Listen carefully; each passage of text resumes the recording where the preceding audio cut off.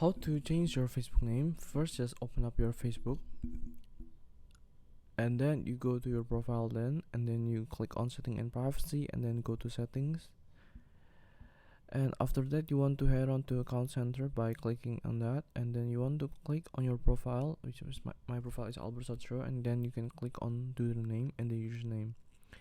The name is the name that you display, which is your name. There are two different names. There are your name and your username. This is my display name, so I can add my middle name here if I want to be Albert Dylan Satro, but I don't want to do that, so I'll just back out.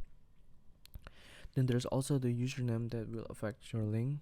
Perhaps this is the one that you want, or if you want to change your display, you can go back to the display to the setting before. So this is how you're basically on how you can change your display name on Facebook.